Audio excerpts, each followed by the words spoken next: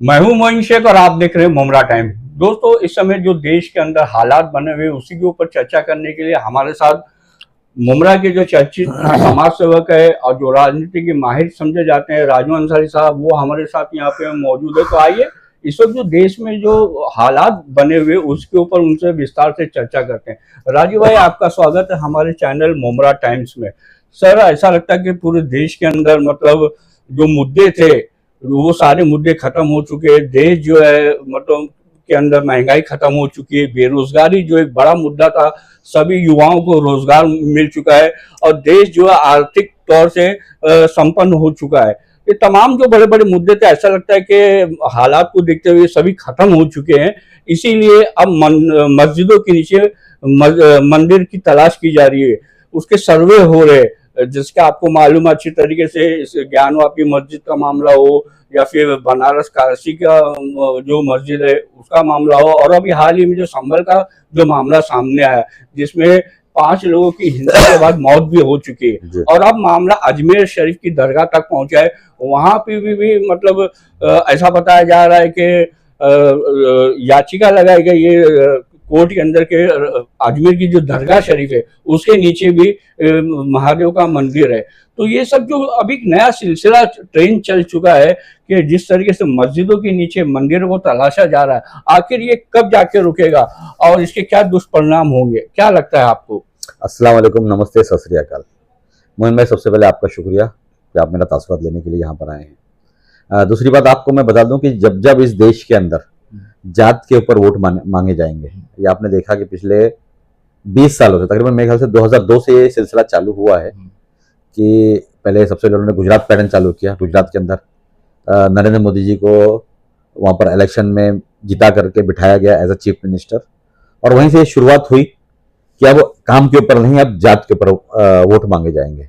और उसी का फायदा जो है वो जनसंघ, आरएसएस, विश्व हिंदू परिषद, बजरंग दल, अखिल भारतीय विद्यार्थी परिषद, ऐसी बहुत सारी एफिलिएटेड विंग्स हैं आरएसएस की। इन लोगों ने मिलकर के मेहनत की, अपना कैडर को बढ़ाया और पूरे देश के अंदर एक माहौल को तैयार किया कि इस देश में अगर हमें सत्ता में रहना है तो हमें जाति का सहारा लेना पड़ेगा, हमें हिंदू मुस्लिम का सहारा लेना पड़ेगा, हमें मंदिर मस्जिद का सहारा लेना पड़ेगा। और उसके अंदर कहीं ना कहीं वो सफल भी हुए, क्योंकि जब बाबरी मस्जिद की शहादत हुई थी 6 दिसंबर 1992 को, तब भी वो कामयाब नहीं हो सके थे। हमने देखा कि उस वक्त में भी उन्होंने बहुत मेहनत की, बहुत कोशिश की, मगर वो कामयाब ना हो सके थे। और 1996 का चाहे वो लोकल इलेक्शन हो, चाहे 1998 का इलेक्शन हो, दोनों इलेक्शन में वो हारे।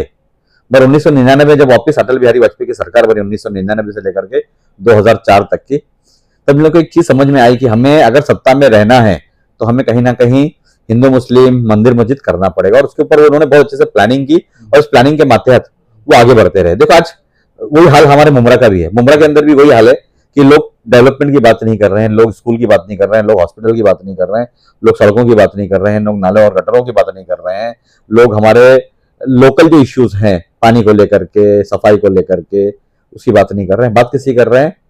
हिंदू मुस्लिम की बात कर रहे हैं, और हिंदू मुस्लिम के ऊपर ही इलेक्शन लड़ा जा रहा है। चाहे वो बीजेपी जैसी पार्टी हो, चाहे हमारे मुमरा का हो सके लोकल जो हमारे आमदार हो, मैं उनकी अकेले की बात करूंगा कि वो भी इसी तरीके से हिंदू मुस्लिम करके ही इलेक्शन को लड़े हैं, और उसका आपके सामने आपको रिजल्ट भी दिखा है। मैं आपको बता दूं कि जो संभल में जो हुआ, इसके ऊपर कुछ वहां के जो लीगल ओपिनियन लेने वाले जो लोग थे, वो लोग जब सुप्रीम कोर्ट का दरवाजा खटखटाया तो सुप्रीम कोर्ट ने उनसे कहा कि आप लोगों को पहले हमारे पास आना चाहिए था। इसका मतलब हमें ऐसा लग रहा है कि कहीं ना कहीं अभी भी हमारी जो न्याय प्रणाली है, हमारी जो न्याय व्यवस्था है, वो अभी भी जिंदा है। हमें अभी भी हमारा जो चौथा स्तंभ है, 4 स्तंभ है हमारे डेमोक्रेसी के, हमारी जमहूरियत के, उसमें से एक स्तंभ जुडिशरी भी होती है। और जुडिशरी पे हमें भरोसा है कि भले ही निचली कोर्ट जो है वो बायस्ड होकर के काम कर रही होगी या वो एक तरफा फैसले सुना रही होगी, मगर अभी भी हमारा जो लोकतंत्र का जो हमारा मूल आधार है, हमारे लोकतंत्र का मूल आधार हमारा सुप्रीम कोर्ट है। और सुप्रीम कोर्ट आज भी मुझे ऐसा लगता है कि अनबायस्ड तरीके से काम कर रहा है। और उन्होंने फटकार लगाई, वहां की सहारनपुर की जो लोकल कोर्ट थी उसको फटकार लगाई और उनसे कहा कि जब तक के हाई कोर्ट फैसला न दे, जब तक आपको कोई प्रोसीजर ना किया जाए। राजू, आप भी जानते कि भारत के अंदर जितने भी धर्म स्थल है उनको लेके मतलब एक कानून बना था 1991 में, जिसमें कहा गया किया हुआ है। ये एक्चुअली सबसे पहली मर्तबा 1900 50 में किया गया था, 1950 का ये प्लेसेस ऑफ वर्शिप एक्ट जो है, इसी के अंदर थोड़ा सा संशोधन करके, थोड़ा सा अमेंडमेंट करके इसको हमारे कॉन्स्टिट्यूशन में नया कानून बनाया गया था, प्लेसेस ऑफ वर्शिप एक्ट, जिसमें ये कहा गया था कि 1947 के बाद में जो भी धर्मस्थल है उसको कोई हाथ नहीं लगाया जाएगा, उसके ऊपर कोई इंक्वायरी नहीं होगी, उसके ऊपर कोई जिसके पास जो है उसको स्टेटस को मेंटेन किया जाएगा। और उसी के ऊपर हम उस कानून के माध्यम हम काम कर रहे हैं। आज इस देश के अंदर देखिए, मैं आपको एक बात बता देता हूँ, मैं आपके माध्यम से हमारे ये नए नए मामले कहाँ से सामने आ रहे हैं? नहीं तो ये ऐसा है कि देखो, जो सत्ताधारी पक्ष है, जो सत्ताधारी पार्टी है बीजेपी या आरएसएस या जनसंघ जो है, उन्हें मालूम है कि वो इस देश को चला नहीं सकते हैं। उन्हें मालूम है कि इस देश के अंदर, क्योंकि हमारा देश जो है दुनिया की सेकंड बिगेस्ट पॉपुलेशन है और फर्स्ट बिगेस्ट डेमोक्रेटिक कंट्री है। हमारे देश की पॉपुलेशन 140 करोड़ की है। इतना बड़ा डेमोक्रेटिक रिपब्लिक पूरी दुनिया में कहीं पर भी नहीं है। हमारा देश सबसे बड़ा डेमोक्रेटिक रिपब्लिक है और उन्हें मालूम है कि इस डेमोक्रेटिक रिपब्लिक को चलाने के लिए, इसके अंदर इसको डेमोक्रेटिक वे से इसको संभालने के लिए, यहाँ पे इंफ्रास्ट्रक्चर डेवलपमेंट करने के लिए, यहाँ के लोगों के अंदर सर्वधर्म संभव अनेकता में एकता पैदा करने के लिए और सबको समान, सबके साथ में लेकर के सबका विकास करने के लिए हमें कहीं ना कहीं प्लानिंग एंड एग्जीक्यूशन की जरूरत है, जो उनके पास है नहीं। क्योंकि उनके पास क्या है, आपको भी मालूम है, हमको भी मालूम है, उनके पास सिर्फ एक ही चीज है, भगवा। और उस भगवे की राजनीति करके वो आगे राजनीति बढ़ा रहे हैं और उन्हें मालूम है कि अगर हम भगवा छोड़ देंगे तो हम सत्ता में कभी वापस नहीं आ सकते। तो आखिर ये बीजेपी देश को किस दिशा में ले जाना चाहती है राजू भाई? नहीं, ये देखो, अभी हमारे लोगों को सोचने की जरूरत है कि कहीं ना कहीं मैं अपने मुसलमानों की बात करूंगा, आज इस देश के अंदर हम लोग 14.3% है, 14.3% हम लोग यहाँ पर इस देश के अंदर हमारा पॉपुलेशन, हमारी लोक संख्या है, हमारी जनसंख्या है। तो हमें ये सोचना पड़ेगा कि क्या हमने ही ठेका लिया है कि बीजेपी के खिलाफ और आरएसएस और विश्व हिंदू परिषद के खिलाफ हम सेकुलरिज्म का बिगुल बजाए और हम ही लड़ते रहे? ये हमारे इस देश के सारे धर्म के लोगों को, चाहे वो क्रिश्चियन हो, चाहे वो पारसी हो, जैसे हमारे देश में 6 लिंग्विस्टिक माइनॉरिटी है, आपको मालूम होगा, पारसी है, जैन है, बुद्धिस्ट है, क्रिश्चियन है ना। तो इन लोगों सबको, सरदार है, इन सबको लेकर 6 लिंग्विस्टिक माइनॉरिटी मुसलमानों को लेकर के ये 6 लोगों को पहले तय करना पड़ेगा कि हम माइनॉरिटी में होने के बावजूद हम एक क्यों नहीं है। हमें दलितों का साथ लेना पड़ेगा, हमें पिछड़ों का साथ लेना पड़ेगा और हमें सबको साथ में लेकर के इस देश के अंदर, इस देश की जो दिशा भूल की जा रही है, इस देश के अंदर जो अनार्की, एक असमंजस सा माहौल पैदा किया जा रहा है, तो इस अनार्की को खत्म करने के लिए हमें कहीं ना कहीं एक साथ में मिल करके, प्लान करके हमें इस जमहूरियत को जिंदा करना पड़ेगा। इसके लिए हमें बहुत सारी कुर्बानियां देनी पड़ेगी और बहुत सारी कुर्बानियां दी जा सकती है। हम तैयार है उस कुर्बानी को देने के लिए, मगर क्या हमें हमेशा ढाल बन के खड़े रहे आगे? तो मुसलमान आगे खड़ा रहे? देश के मुसलमानों को क्या करना चाहिए ऐसे मौजूदा हालात में? ऐसे मौजूदा हालात में मैं ये समझता हूँ कि मुसलमान बैठ करके बार्गेन करना चाहिए इन सेकुलर पार्टियों से कि भाई हम अकेले क्यों लड़े इन जातिवादी पार्टियों से। हमने थोड़ी ठेका लेकर के रखा हुआ इनसे लड़ने का। आप साथ में आए, आप साथ में लड़े, आप आगे चले, हम आपके साथ में खड़े रहे, कंधे से कंधा, शाना बा शाना हम खड़े रहकर आपके साथ लड़ेंगे। मगर होता ये है कि हमेशा मुसलमान सामने खड़ा होता है और पीछे से गायब हो जाते हैं। अभी आपने देखा कि किस तरीके से इस इलेक्शन के वक्त में एक नैरेटिव सेट किया गया कि फतवा जीतेगा या भगवा जीतेगा, जबकि ऐसा कोई फतवा दिया नहीं गया था। एक राय थी हमारे मौलाना सज्जाद नोमानी साहब की कि हम इन कैंडिडेट को पसंद करते हैं और हो सकता है कि आप हमारी राय से मुत्तफिक ना हो, आप हमारी राय को ना मानो, तो वो आपकी राय, आप उसके लिए आजाद हैं, आप जो चाहे वो कर सकते हैं। उसके ऊपर उन्होंने इतना बड़ा मुद्दा बनाया कि अगर आपने फतवा को जिताया तो हमारा भगवा हार जाएगा, आपने फतवे को जिताया तो हमारी मंदिरें हार जाएगी, आपने फतवे को जिताया तो हमारे सारे शिवलिंग हार जाएंगे, आपने फतवे को उठाया तो ये मस्जिद जीत जाएगी, आपने फतवे को जिताया तो मुसलमान जो है वो पूरे देश पे काबिज हो जाएगा। अरे हम 14.3% है और महाराष्ट्र स्टेट के अंदर हम सिर्फ 11.3%, 11.5% है, बहुत कम है हम लोग। तो इतना हमारा काय का डर? मेरे ये समझ में नहीं आ रहा है कि आप मेजोरिटी में, हिंदू समाज जो है मेजोरिटी में है, तो ऐसा क्यों कहा जा रहा है कि हिंदू खतरे में है? तो ये एक नैरेटिव सेट किया जाता है और इस नैरेटिव को खास करके हमारे सेकुलर जो मुसलमान है वो समझ नहीं पाते हैं और उनके बहकावे में, उनके जाल में फंस जाते हैं और फंसने के बाद में ये होता है कि वो अपनी प्लानिंग को बहुत अच्छे तरीके से एग्जीक्यूट कर ले जाते हैं। उसका नतीजा आपने देखा कि इस इलेक्शन के अंदर 288 सीटों में से तकरीबन 230 सीट ये महागठबंधन ने जीत करके आई। तो ये हमारे लिए बहुत बड़ी शर्म की बात है कि कांग्रेस महायुति जीत के आई। महायुति की बात कर रहा हूँ मैं, महागठबंधन, महागठबंधन एक ही है, तो महागठबंधन और महायुति जीत करके आई है और महाविकास अघाड़ी ने बहुत बुरी तरीके से उनको हारना पड़ा है। मतलब ये हाल रहा है। तो उसका कारण क्या था राजू भाई? हमारा कोई प्लानिंग ही नहीं थी, हमारा ओवर कॉन्फिडेंस है। हमने जब लोकसभा के इलेक्शन हुआ, जब हमने 31 सीट जीती महाविकास अघाड़ी ने, तो ये मतलब एक अलग ही मूड में थे, एक अलग ही टोन के अंदर काम कर रहे थे हम लोग। हम ये समझ रहे थे कि नहीं अब हम तो महाराष्ट्र जीत जाएंगे, मगर ऐसा था नहीं।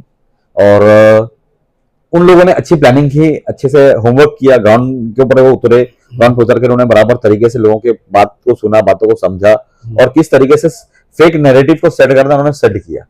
राजू भाई, मैं आपको रोकना चाहूंगा, लेकिन महाविकास आघाड़ी के जो नेता है वो तो कह रहे कि मतलब जो महायुति की जो ये जीत हुई, बम्पर जीत हुई, उसके पीछे मतलब ईवीएम का खेल है। जी, मैं तो ये समझता हूँ तकरीबन 118 सीट ऐसी है जहां पर मैं ये समझता हूँ कि महाविकास आघाड़ी जीती है।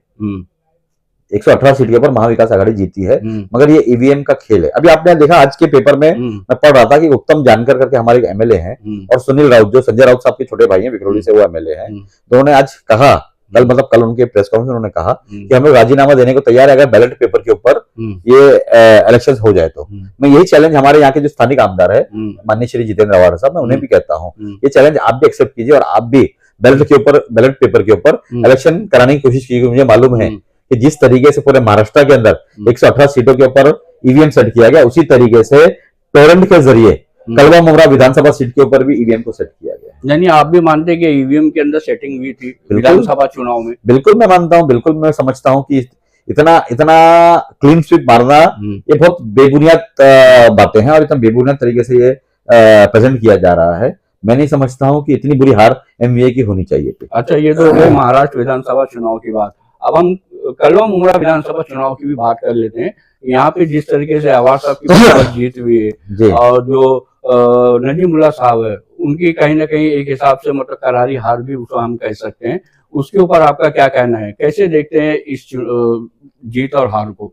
देखो, हम ये समझते हैं कि फ्री एंड फेयर इलेक्शन हुआ होता तो हमें मालूम है कि हम ये इलेक्शन बहुत करीब से जीत रहे थे, बहुत करीबी मामला था इसके अंदर और हम इस इलेक्शन को जीत सकते थे। मगर आपको एक बात बता दूं कि ये टोरेंट कंपनी जो है, इस टोरेंट कंपनी के जो रूहे रवा है समीर मेहता एंड सुधीर मेहता, उन लोगों को ऐसा लग रहा था कि अगर ये सीट गई तो हमारा तकरीबन 3,500 करोड़ का लॉस होने वाला, क्योंकि ये सीट जाते ही सबसे पहला अटैक टोरेंट के ऊपर कलवा मुमरा के अंदर होता, फिर परभनी के ऊपर होता, फिर दूसरी सिटीज के अंदर होता। ऐसे तकरीबन 8 सिटी है जहां पर टोरेंट कंपनी जो है फ्रेंचाइजी लेकर के काम कर रही है। और उन्हें ये मालूम था कि मुमरा एक ऐसा दरवाजा था कि किसी खुलते ही पूरे महाराष्ट्र के अंदर से हमें भागना पड़ सकता था।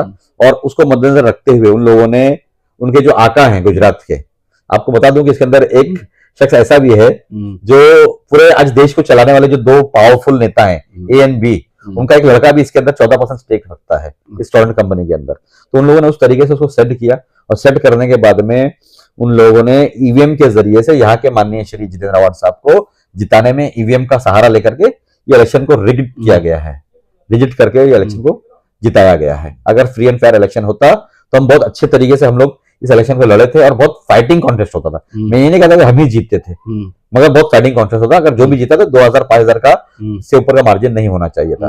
हमें तो एक बात और भी कही गई, मगर मैं बोलना नहीं चाहता, मगर फिर भी मैं आपको बता दूं कि हमें तो एक शख्स, एक बहुत बड़े, मैं उनका नाम नहीं लूंगा, एक बहुत बड़े राजनेता ने कहा कि आपकी जो 149 कलवा मुमरा की सीट है ये 7,253 वोट से नजीमुल्लाह साहब इलेक्शन जीत गए थे।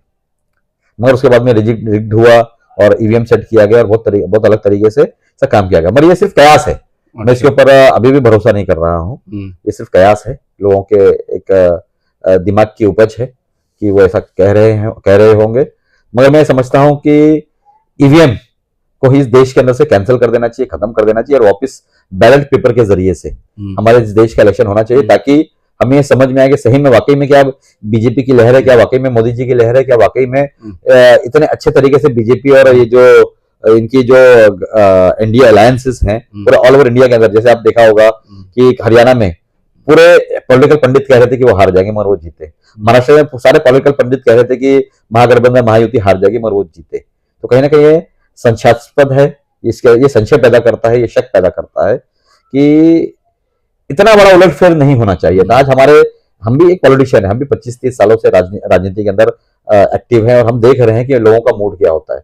हमने मुमरा का मूड देखा, हमने देखा कि मुमरा के अंदर बहुत सारे लोग ऐसे थे जो नजीमुल्लाह साहब को वोट देना चाह रहे थे, दे रहे थे, मगर वोट नहीं मिले। तो ये हमारे लिए थोड़ा संशयास्पद है ना, ये हमारे लिए शक का विषय है। मतलब क्यों नहीं मिले, आपको क्या लगता है? तो वो जो नजीमुल्लाह के ऊपर जो टैग लगाया जा रहा था कि ये बीजेपी का आदमी है, बीजेपी से मिला हुआ, क्या यही हार का कारण बना नजीमुल्लाह साहब की? आप मुझे बताइए, मैंने इलेक्शन से पहले भी कहा था कि एनसीपी, जो अजित पवार साहब की जो पार्टी एनसीपी, ये सेकुलरिज्म को लेकर के, ये सारी माइनॉरिटीज को लेकर के, खाली मुसलमान ही नहीं, जो 6 लिंग्विस्टिक माइनॉरिटी है, चाहे उसके अंदर जैन हो, पारसी हो, बुद्धिस्ट हो, सरदार हो, क्रिश्चियन हो या मुस्लिम हो, 6 जो लिंग्विस्टिक माइनॉरिटी है, इनको इनका हक दिलाने में, इनको एड पर लाने में, मतलब बराबरी पर लाने में, इनको सत्ता के अंदर इनका सहभाग हो, इनकी हिस्सेदारी बराबर हो, इसके अंदर लाने में कहीं पर भी अजित पवार साहब पीछे नहीं हटेंगे, पीछे नहीं रहेंगे।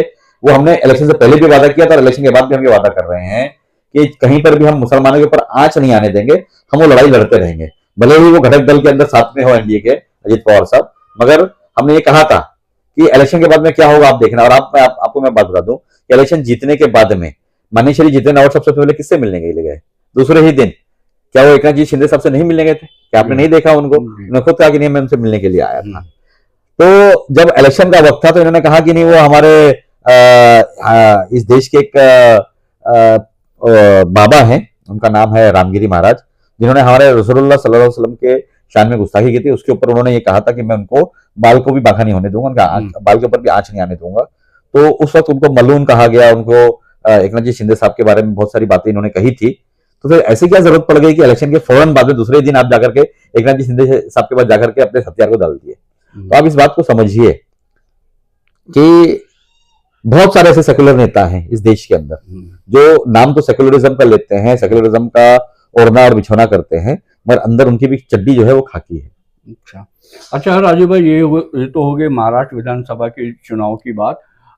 अभी ऐसी खबरें आ रही है, ऐसी संभावना जताई जा रही है कि फरवरी के अंदर हो सकता है कि मतलब जो बीएमसी और टीएमसी के जो चुनाव जो पिछले 3 सालों से रुके हुए थे, वो चुनावों की तारीखों का ऐलान भी हो जावे। तो उसको लेकर मतलब आपकी तरफ से क्या तैयारी हो रही है अपने वार्ड के अंदर? मुझे ऐसा है कि पिछले 25 सालों से हम इस इलाके के अंदर, मेरे घर से नगर सेवक रहे हैं, मेरे वालिद, मेरी वालिदा, मेरी भाभी। तो मैं ये समझता हूँ कि मुझे कोई तैयारी की जरूरत नहीं पड़नी चाहिए। इलाके के जो लोग हैं वो जानते हैं, भली भांति अच्छे से हमें पहचानते हैं कि हम काम करने वाले लोग हैं, हम लोगों का दिल जीतने वाले लोग हैं और हम सबको साथ में लेकर के चलने वाले लोग हैं। रही बात इलेक्शंस की, तो मैं ये समझता हूँ कि ये 22 जनवरी 2025 को पता चलेगा कि इलेक्शन हमारे कब होंगे, क्योंकि उस।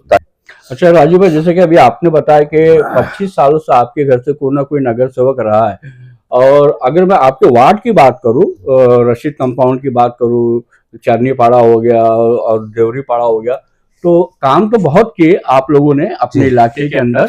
अगर मैं आपसे ये पूछूं कि कोई ऐसे 2-3 काम बताइए जो आपकी नजर में मतलब हो जाने चाहिए थे, जो अब तक नहीं हुए और उसको करने का इरादा है अभी आपकी बार? जी, सबसे पहले तो मैं एक बहुत बड़ा मेरा एक सपना है कि हमने जो 2016 के अंदर, 2015 में मैंने उस फाइल को मंजूर करवाया था, 2016 में वो काम चालू करवाया था। हमारे बाईपास का जो वाई जंक्शन है, वहां से पैरेलल ऑफ द बाईपास मैंने दोनों तरफ एक रोड की का निर्माण किया था।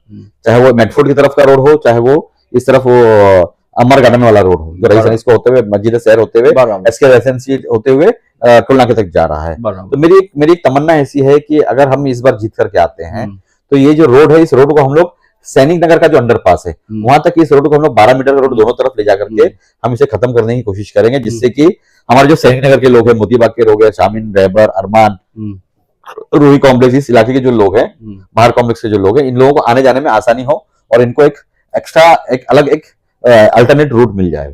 ये एक बड़ा काम हो सकता है। दूसरी चीज ये है कि हम कोशिश करेंगे, क्योंकि अभी सत्ता के अंदर अजित पवार साहब हैं, तो हम अजित पवार साहब को डेलीगेशन लेकर के जाएंगे और उनसे बात करेंगे। शायद कल ही हम लोग जाने वाले हैं, तो हम लोग जाकर के बात करेंगे हमारे मुमरा कौशल में जितनी तेजी से आबादी बढ़ रही है उतनी तेजी से पानी नहीं बढ़ रहा है, तो इस पानी की समस्या को किस तरीके से हल किया जाए, किस तरीके से दूर किया जाए, इसके ऊपर हम बात करेंगे। तीसरी चीज बहुत बड़ी है कि आज आप देख रहे हैं कि पूरे मुमरा कौशल के अंदर प्राइवेटाइज जो कचरे का माल काम चल रहा है, जिसको क्रिस्टल कंपनी कर रही है, जिसके मालिक जो है वो प्रसाद लाड साहब हैं, जो एमएलसी है बीजेपी के। उन्होंने यहाँ पर टेंडर भरा और वो काम कर रहे हैं, मगर उसके ऊपर कौन लोग काबिज है और कौन लोग के मुट्ठी के अंदर पूरी क्रिस्टल कंपनी, आप लोगों को भी मालूम, हमको भी मालूम है।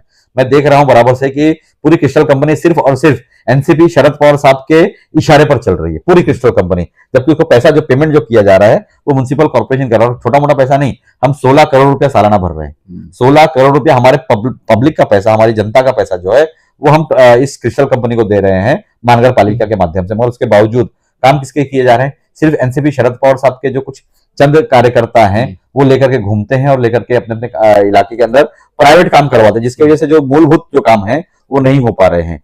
मैंने ये भी चीज देखी है कि किस तरीके से होटल जो है चाइनीज कॉर्नर चला रहे हैं, या छोटे मोटे जो chicken shops and mutton and beef shop जो है, इनका हफ्ता बंधा हुआ है। ये सबसे पहले उन्हीं का काम करते हैं और उन्हीं के कचरे पहले उठाते हैं और आम जनता की जाए भाड़ में। तो ये भी हमने देखा हुआ है, तो इसके ऊपर हम आवाज उठाने वाले हैं। उसके साथ में मेरी एक तमन्ना है कि मुमरा कौसा के अंदर जिस तरीके से कॉन्क्रीटाइजेशन किया जा रहा है, आज हम थाने महानगर पालिका की तरफ से हमने बहुत सारे रोड को कॉन्क्रीटाइज कर दिया है, कॉन्क्रीट रोड कर दिए हैं। यूपीडब्ल्यूडी के जो अल्ट्रा थिन वाइट टॉपिंग के जो रोड होते हैं वो हमने बहुत सारी जगह पर बना दिए हैं, मगर कहीं ना कहीं हमें हमारे पर्यावरण का भी साथ देना पड़ेगा, हमारे ग्रीनरी का भी साथ देना पड़ेगा। तो हम ये कोशिश करेंगे कि पूरे मुमरा कौसा में तकरीबन 10,000 के आसपास झाड़ सैपलिंग्स लगाई जाए, जिसकी शुरुआत मैं अगले हफ्ते से करने वाला हूं।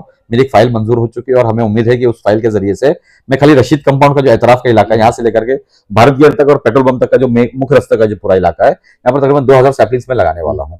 तो इससे ये फायदा होगा कि हमारे यहाँ जो हवा के अंदर जो ऑक्सीजन की कमी पाई जाती है, आप देखेंगे जब पैंडेमिक हुआ तो इसी ऑक्सीजन को लेकर कितनी हाहाकार मची हुई थी, कितने लोग परेशान थे इस ऑक्सीजन को लेकर के। तो क्या ये हमारी जवाबदारी नहीं, हम लोकल रिप्रेजेंटेटिव की, हम लोग हमारे इलाके के अंदर ग्रीनरीज को बढ़ाएं, झाड़ों पेड़ और पौधों को बढ़ाएं। तो हम इसके ऊपर भी मेहनत करने वाले हैं। दूसरी एक बहुत बड़ी चीज है जिसके ऊपर मैं ये समझता हूँ कि बहुत बड़ी मेहनत करनी चाहिए, बड़ी मशक्कत करनी चाहिए। आपने देखा कि आज से 3 रोज कल हमारी पार्टी के एक जो अध्यक्ष हैं कलवा मोरा विधानसभा के, माननीय श्री जफर नोमानी साहब, वो पुलिस स्टेशन गए थे ड्रग्स को लेकर के। और हमने उस ड्रग्स के ऊपर बहुत विस्तार में बात की। बाद में हमारी एसीपी साहब से बात हुई, डीसीपी साहब से बात हुई, एडिशनल सीपी साहब से बात हुई कि मुमरा कौसा में तकरीबन 200 ठिकानों के ऊपर ड्रग्स बिक रहा है। तो उनके ऊपर कहीं ना कहीं हमें लगाम लगाने की जरूरत है, उनके ऊपर स्ट्रिक्ट एक्शंस और एकदम रूड होकर के एक्शन, रूडली एक्शंस लेकर के उनको उस धंधों को बंद करने की जरूरत है। हम उसके ऊपर भी मेहनत कर रहे हैं। पांचवी छठी चीज जो है वो ये है कि आपने देखा कि आज महानगर पालिका ने, आज ही के पेपर में आपने पढ़ा होगा शायद, कि महानगर पालिका ने जो इलीगल हॉकर्स माफिया है इसके खिलाफ आवाज उठाई है। तो मैं हमारे महानगर पालिका के जो हमारे कमिश्नर हैं सौरभ राव साहब, मैं उनसे अपील करूंगा, उनके जरिए से मैं उनके माध्यम से बात करना चाहूंगा कि हमारे मुमरा कौसा में 3 या 4 जगह पर हॉकर्स प्लाजा बनाने की जरूरत है। आप अगर पहले आकर के हॉकर्स को हटा देंगे और उनको पर्याय जगह नहीं देंगे तो ये एक हमारे सुप्रीम कोर्ट के नॉर्म्स और हमारी जो सेल्फ गवर्निंग बॉडीज होती है, जो म्युनिसिपल कॉर्पोरेशन की जो बॉडीज होती है, उसके एक नॉर्म के खिलाफ है। हमारा नॉर्म्स ये कहता है कि एवरी 1 किलोमीटर के ऊपर हमारी स्कूल्स होनी चाहिए, एवरी 1 किलोमीटर के ऊपर हमारे हॉकर्स प्लाजा होने चाहिए। तो कहाँ है ये? तो हमें ये स्कूल्स एंड हॉकर्स प्लाजा के ऊपर हम जोर देंगे। हम कोशिश करेंगे जल्द से जल्द हॉकर्स प्लाजा मुमरा कौसा को दिए जाए और अच्छे तरीके से प्लान करके उन हॉकर्स को वहां पर बसाया जाए ताकि ट्रैफिक का प्रॉब्लम सॉल्व किया जा सके। अच्छा राजू भाई, चलते चलते एक सवाल और पूछ लेता हूँ, मेरे जहन में आया कि जो टीएमसी का जो अस्पताल है एमएमएलए के अंदर, वो अभी पूरी तरीके से चालू भी नहीं हुआ और विवादों के में मतलब घेरे में आ गया है वो। आप भी देख रहे होंगे खबरें कि किस तरह से वहां पे खबरें आ रही है, पेशेंट लोग जा रहे हैं, उनका इलाज नहीं हो रहा है, उनको रिक्शा में डाल के उनका कलवा ले जाया जा रहा है। ऐसा है कि देखो, जो इस हॉस्पिटल को चला रहे हैं, इस हॉस्पिटल का पहले नाम आपको मैं बता दूं बराबर से कि इसका नाम है हकीम अजमल खान हॉस्पिटल। इस हॉस्पिटल को चलाने के लिए पीपीपी तत्व के ऊपर हमने प्लेटिनम हॉस्पिटल्स लिमिटेड को दिया हुआ है, महानगर पालिका ने दिया है, जिसका हमने अपोज किया था। और अपोज करने के बाद में एकनाथ जी शिंदे साहब, आपको बता दो आपकी जानकारी के लिए कि आज थाने महानगर पालिका की हद के अंदर एकनाथ जी शिंदे साहब जब से सीएम बने हैं, 2.5 साल का कार्यकाल रहा सीएम का, इस 2.5 साल के कार्यकाल के अंदर उन्होंने अपनी मां के नाम से गंगूबाई हॉस्पिटल बनाया, जो तकरीबन 60 बेड का हॉस्पिटल है। उन्हें म्युनिसिपल कॉर्पोरेशन का जो हॉस्पिटल जो 300 बेड का था, उसको 800 बेड का उन्होंने किया। सिविल हॉस्पिटल को तोड़ करके, जो बहुत पुराना हॉस्पिटल, अंग्रेजों के जमाने का 150 साल पुराना हॉस्पिटल है, उसको तोड़ करके मल्टी स्पेशलिटी हॉस्पिटल का काम चालू किया, जो तकरीबन 1000 बेड का हॉस्पिटल है। हमारा जो ग्लोबल हॉस्पिटल है, जो पेंडेमिक के वक्त में हमने बिल्डिंग हमारी महानगर पालिका जिसको हमने ग्लोबल हॉस्पिटल चालू किया था, उस बेड को हमने 800 बेड का हॉस्पिटल चालू किया। उसी के बाजू में आप देख रहे हैं कि जीतो फाउंडेशन के जरिए से, जो हमारे अजय अशर साहब की ट्रस्ट है, उसके माध्यम से हमने उस ग्लोबल हॉस्पिटल के बाजू की महानगर पालिका की जमीन को दिया है जीतो फाउंडेशन को, जिसके माध्यम से वहां पर हॉस्पिटल का काम चालू है, जो सिर्फ कैंसर बेस्ड हॉस्पिटल होगा। और जिसके लिए हमने Tata institute of radiation and chemotherapy से हमने मदद ली है, टाटा इंस्टीट्यूट ऑफ कैंसर से हमने मदद ली है, और हम उस हॉस्पिटल को उस तरीके से बना रहे हैं, उस तर्ज पर बना रहे हैं। तो कहीं ना कहीं हमारे सीएम साहब का, एकनाथ जी शिंदे साहब का एक बहुत बड़ा ड्रीम था कि हमारे थाने महानगर पालिका के हद के अंदर किसी को भी इलाज के लिए पैसा खर्चा ना करना पड़े, किसी गरीब को। ताकि वो अपने जेवर ना बेचे, अपने पैसे उधार ना ले, ब्याज पे पैसा ना ले, अपने घर गिरवी ना रखे और अपने इलाज अच्छी तरीके से वो करवा सके। तो इसी सपने को आगे बढ़ाते हुए उन्होंने हमारे इस हकीम अजमल खान हॉस्पिटल को जो पीपीपी तत्व के ऊपर था, जिसमें सिर्फ 2 सेवाएं थी, एक प्रधानमंत्री जन आरोग्य योजना थी और दूसरी महात्मा ज्योतिबा फुले, एमजेपी जिसे कहते हैं, महात्मा ज्योतिबा फुले जन आरोग्य योजना थी, जिसके अंदर तकरीबन 1300 के आसपास इलाज हो रहे थे, मगर कुछ इलाज इसके अंदर छूट जा रहे थे, जिसके ऊपर उन्होंने एक पैकेज दिया कि सालाना ऐसे ऐसे इलाज जो एमजेपी में और पीएमजे में ना हो, उनका इलाज उसके अंदर किया जाए, उसका जो भी खर्चा आएगा, उसका जो भी बर्डन आएगा, वो थाने महानगर पालिका के बजाय स्टेट गवर्नमेंट से पैसा आएगा, वो पैसा हम भरेंगे। तो वो हमने कोलैबोरेशन किया कि म्युनिसिपल कॉर्पोरेशन कुछ पैसा डाले, कुछ पैसा स्टेट गवर्नमेंट डाले और डाल करके वहां पर इलाज किया जाए। उसमें एक तकनीकी थोड़ी सी प्रॉब्लम है। प्रॉब्लम यह है कि जब उसका ठहराव किया गया है पीपीपी तत्व का, उसमें एक चीज दी गई है कि हम सिर्फ उन्हीं का फ्री में इलाज करेंगे जो हमारी म्युनिसिपल कॉर्पोरेशन की लिमिट के अंदर रहते हो। उनका यहाँ पे या तो फिर उनका प्रेसिडेंस प्रूफ होना चाहिए या तो उनका यहाँ पे वोटिंग आईडी होना चाहिए, 2 में से एक चीज होना चाहिए। तो कभी कभी ऐसा होता है, जैसे अभी आज ही मेरे साथ में हुआ एक वाकया कि भिवंडी के पेशेंट है जिनका स्पाइनल कॉर्ड का प्रॉब्लम था। मैंने डॉक्टर पॉल से बात की, फिर उन्होंने उनके सबॉर्डिनेट से मेरे से बात करवाई, बोले नहीं ठीक है, मंगल को भेज दीजिए, हम उनका इलाज कर देंगे। तो मैं ये समझता हूं कि ऐसे लोग जो जैसे हमारे रिश्तेदार है, कोई कुर्ला से आ जाता है, कोई भिवंडी से आ जाता है, कोई गवंडी से आ जाता है, कोई वाशी से आ जाता है, कोई यूपी से आ जाता है, हमारे यहाँ रह रहा है। अब उसका वोटिंग लिस्ट में नाम यहाँ पर नहीं है, मगर वो रह रहा है हमारे साथ में, तो क्या ऐसे लोगों को हम छोड़ सकते हैं? नहीं, तो उनको भी हमको इलाज के अंदर लेना पड़ेगा। तो हम ये कोशिश करेंगे हमारे कमिश्नर साहब से बात करके, हमारे डीसीएम अजित पवार साहब से और एकनाथ जी शिंदे साहब से बात करके, और हमारे स्पेशली हमारे यहाँ के जो लोकल खासदार है जिनका बहुत इंटरेस्ट है इस हॉस्पिटल के ऊपर, उन्होंने बहुत मेहनत की इस हॉस्पिटल को जल्द से जल्द चालू करवाने के अंदर, हम उनके लिए भी उनके भी शुक्रगुजार है। और हमारी टीम एपीसीआर जो हमारे इलाके साहब के एक वकील हैं उन्होंने, और साथ में हनीफ कामदार साहब और पूरी टीम थी वो, जो हाईकोर्ट तक गए और हाईकोर्ट में जाकर के उन्होंने महानगर पालिका के ऊपर एक प्रेशर टैक्टिक्स को इस्तेमाल करवा करके उस हॉस्पिटल को जल्द से जल्द चालू करवाया है। तो हम उनके भी शुक्रगुजार कि उन्होंने इस हॉस्पिटल के लिए बहुत मेहनत की है और अल्लाह उनको जज़ाए खैर दे। तो हम ये कोशिश करेंगे कि वहां पर कोई भी मरीज बिना इलाज के वापस ना जाए। मेरी आज बात हुई है मिस्टर पॉल से, मैं भी आपको मेरा फोन पे दिखा सकता हूं, मैंने उनसे अभी बात की है और मैंने उनसे कहा है कि 2-4 रोज के अंदर अपने जितने भी आपकी जो खामियां हैं इनको पूरी कर ली जाए और इस हॉस्पिटल को फुल फ्लेक्स तरीके से चालू कर दिया जाए। अभी कैसा होता है कि हमारे यहाँ के जो आमदार है वो हमेशा नानी के माल पे दादी का फातिया वाला हिसाब है उनका, करते कुछ है नहीं। वो हॉस्पिटल पूरा की पूरा महानगर पालिका ने बनाया और नगर सेवकों की मेहनत से, नगर सेवकों की मदद की वजह से वो बना हुआ हॉस्पिटल है। और उसके अंदर जो अभी काम किए जा रहे हैं वो पूरा काम जो है वो हमारे एकनाथ जी शिंदे साहब और श्रीकांत जी शिंदे साहब की भी लगन और उनकी मेहनत की वजह से वहां पर आज एक टीम बैठी है और free of cost cashless hospital है, वो कैशलेस हॉस्पिटल है जहां पर आपको 1 रुपया भरना नहीं पड़ेगा और आपका सारा इलाज जो है वहां पर फ्री ऑफ कॉस्ट हो जाएगा। तो हम कोशिश करेंगे जल्द से जल्द वहां पर जितने भी डॉक्टर्स की जरूरत है, चाहे वो ऑन्कोलॉजिस्ट हो, चाहे वो नेफ्रोलॉजिस्ट हो, चाहे वो न्यूरोलॉजिस्ट हो, चाहे वो यूरोलॉजिस्ट हो, चाहे वो ऑर्थोपेडिक सर्जन हो, चाहे वो पेडियाट्रिशियन हो, या हमारे एनआईसीयूज हैं, चाहे वो हमारे डायलिसिस, आपने देखा कल के परसों के रोज की बात है, डायलिसिस के ऊपर थोड़ा सा प्रॉब्लम क्रिएट हुआ, तो डायलिसिस भी पीपीपी तत्व के ऊपर जो लोग पैसा ले रहे हैं, हम कोशिश ये करेंगे और डायलिसिस को भी कम से कम पैसे के अंदर, फ्री ऑफ कॉस्ट के अंदर उसको किस तरीके से किया जा सकता है इसके ऊपर हम बैठ करके बात करेंगे। तो दोस्तों ये थे चर्चित समाज सेवक राजू अंसारी, इनसे हमने देश के मौजूदा हालात के ऊपर भी बात की, जो महाराष्ट्र में हाल ही में जो विधानसभा के चुनाव हुए उसके ऊपर भी बात की, और आने वाले जो टीएमसी के और बीएमसी के चुनाव होने जा रहे हैं उसके ऊपर भी विस्तार से चर्चा की। और इन्होंने हमारे सभी सवालों का बहुत ही बेहतर तरीके से जवाब भी दिया। आप इनके जवाबों से कितना सहमत है हमें कमेंट करके जरूर बताइएगा। तो फिर मिलते हैं एक नई खबर के साथ, तब तक अपना ध्यान रखें। अल्लाह हाफिज।